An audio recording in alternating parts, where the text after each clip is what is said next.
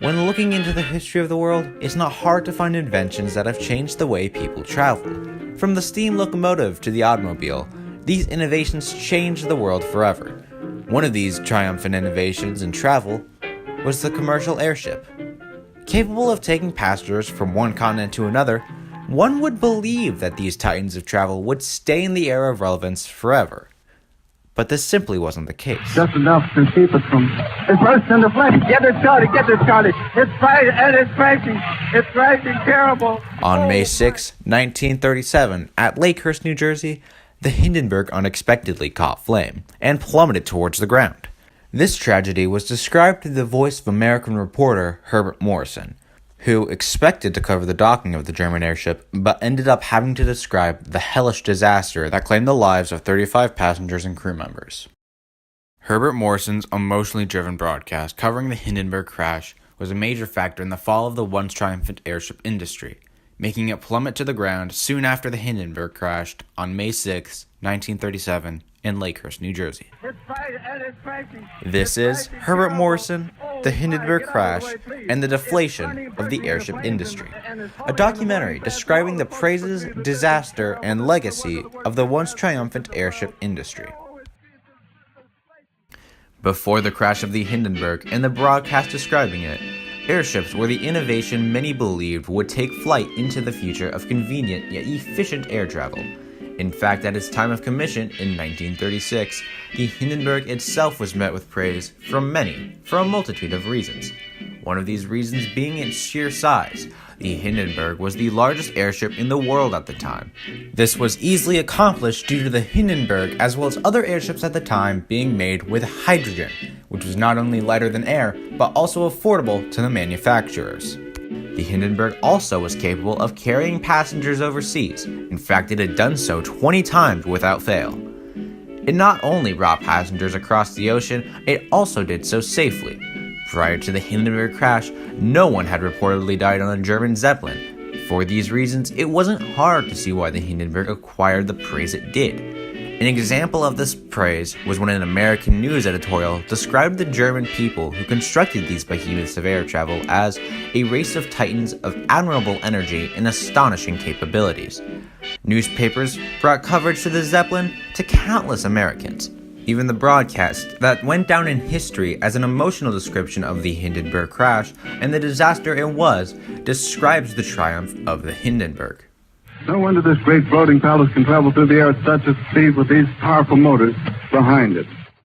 With all this praise being thrown at the airship industry, it truly seemed that the airship would stay afloat forever. Indeed, the triumph of the Hindenburg paved the way for airships to inhabit the skies for generations to come. But as everyone knows, all good things must come to an end.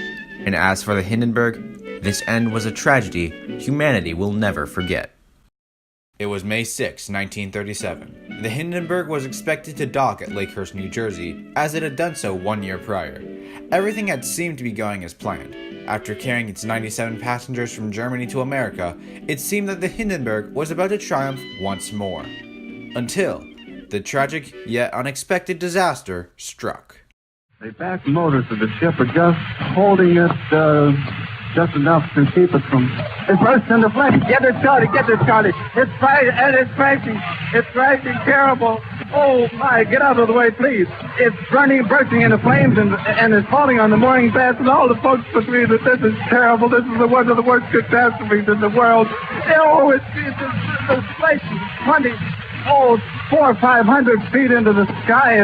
It's a terrific crash, ladies and gentlemen. The smoke and the flames now, and the frame is crashing to the ground, not quite to the mooring mast. All the humanity and all the passengers feeding around it. I can't talk, ladies and gentlemen. The hydrogen within the Zeppelin caught on fire, leaving the Hindenburg to burn to the ground and need the lives of 35 people, both passengers and crew members.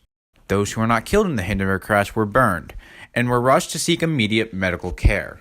This disaster was also witnessed by Herbert Morrison, who grew speechless and traumatized throughout the broadcast that released to the world 1 day after the disaster. Although his experience was not broadcasted live using the telephone line, as was typically required in order to be shared on the National Broadcasting Company, NBC still shared the recording to the world one day after the Hindenburg crash at 3:00 p.m. Despite the inescapable death he witnessed at Lakehurst, New Jersey, many criticized Morrison for not keeping composure during this tragedy, calling him unprofessional during the broadcast.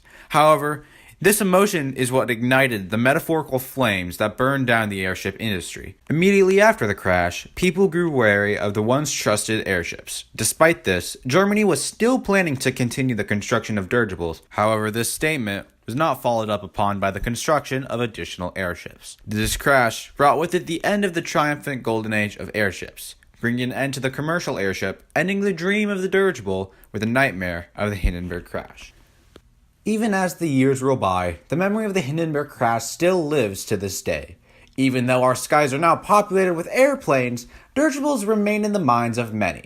Many such as Carol Fitzgerald, who lived in Jackson, New Jersey, close to where the Hindenburg crashed, and whose father, Rudy Marsilia, lived during the time of the Hindenburg at age 11. Although Carol didn't live during the tragedy of the Hindenburg crash, she was still affected by the disaster. It was very scary to a little child. Of course, I wasn't alive during the time that it happened, but to hear about it from my parents, in particular my father, was very unnerving for a kid, and something that was, I was fearful of. The Hindenburg's lasting impact largely derived from Herbert Morrison's broadcast. This emotional recording affected many people as it was broadcasted through the radio, a medium that reached many people at the time. Carol Fitzgerald explained this, saying that, I think that was, to hear this guy's voice and the terror in his voice, that really defined the event. And I mean, he brought it home. Like, there was an explosion, people were there, people were dying. He had never seen anything so horrible in his life. So yeah, I think that broadcast was very important, and not only to me, but of course the people who were listening to it at the time. Obviously, that was their primary source of information. Later on, I guess there were newsreels. People listened to the radio all the time then. That's what they did. They didn't multitask when they listened to the radio. They just put their chairs up to a radio and listened to it. The effect left behind by the Hindenburg differs greatly from the legacy of a British airship called by the name of the R-101.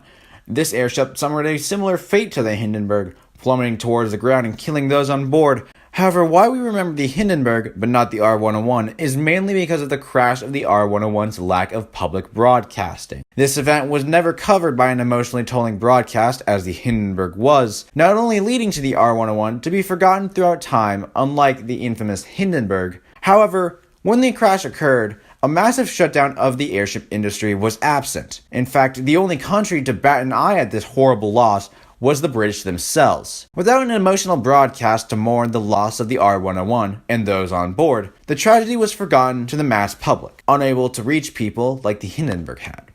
It was because of Herbert Morrison's emotionally driven broadcast about the Hindenburg disaster that the tragedy affected the world in the drastic way that it did, and left behind a legacy that will be remembered for years to come. The broadcast allowed those listening to their radios to connect to the disaster that unfolded at Lakehurst, New Jersey on May 6, 1937. The tragedy of the Hindenburg crash, alongside this broadcast, provided by Herbert Morrison, ended the once triumphant airship industry, reducing it to ashes that still burn in the minds of many to this very day. This has been Herbert Morrison, the Hindenburg crash, and the deflation of the airship industry. Thank you.